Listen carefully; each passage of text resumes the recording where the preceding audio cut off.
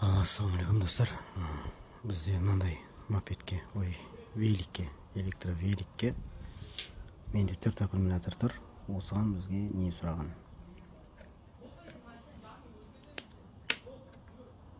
Не сұраған? 5 істейін деп жатырмын. Міне, қараңыздар. 12 вольт. 24 вольт болады.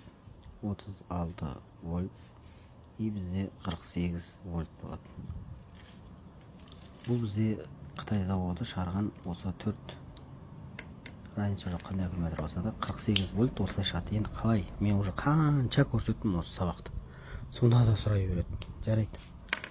Жол сұрағанға жол көрсет дейді, көрсете салайық. Міне масса минус сызық болады осындай. Минус. Основной плюс қызыл болып жазылып тұрады. Плюс мынандай. Плюс. Енді әр қайсы 20-дан. 20. Енді бұны зарядтау үшін сізге 5-ші аккумулятор қосатын болсаңыз, оны зарядтау үшін уже басқа зарядник аласын, мықтылау. Потому что заводской зарядник 4 аккумуляторға арналған, ол толтыра алмайды 2 аккумулятор. Немесе 2 аккумуляторды бөліп толтырасын, бөліп. Енді қара, міне. Мынаған контакт жалғайсың, провод. Мынаған жібересің.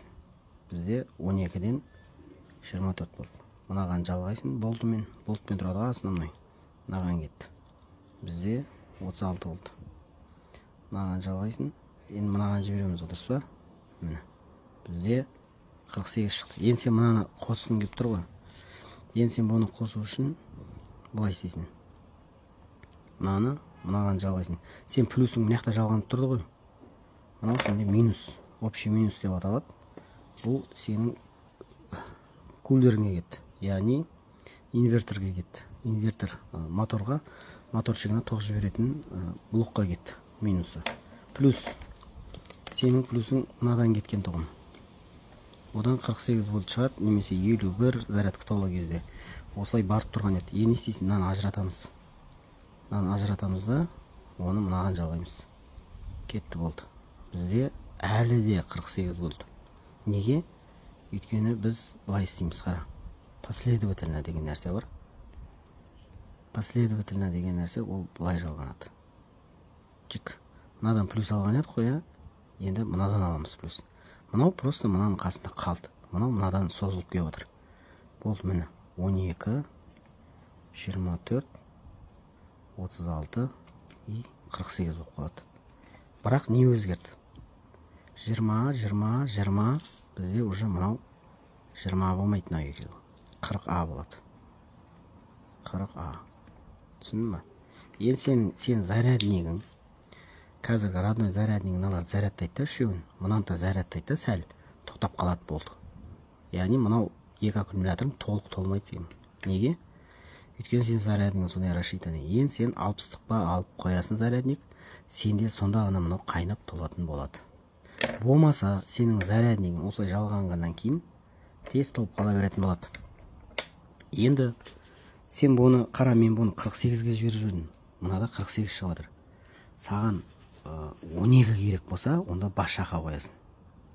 Түсінің ғой, бас жаққа. Бас жаққа деген битесін. Былай тұрады. Схемамен көрсете салам саған.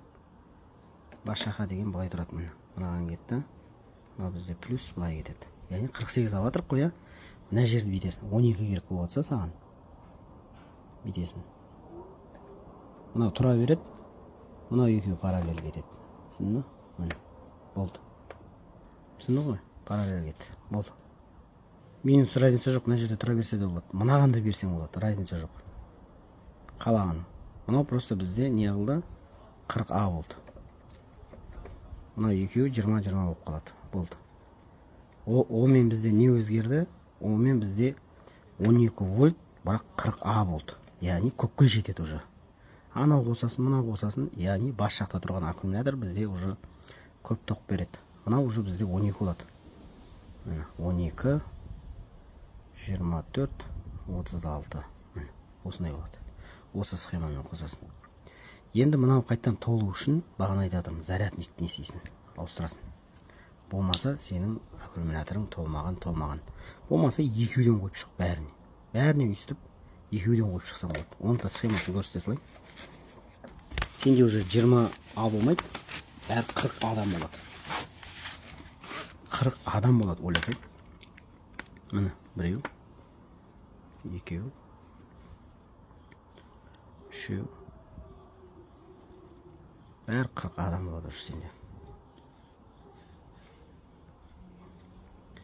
Мына жерге екеуін сидыра салайық, сөйтіп міне төртеу. Уже қалай қосасың? Общий минус кетті инверторге. Мына бізде плюс, мына минус.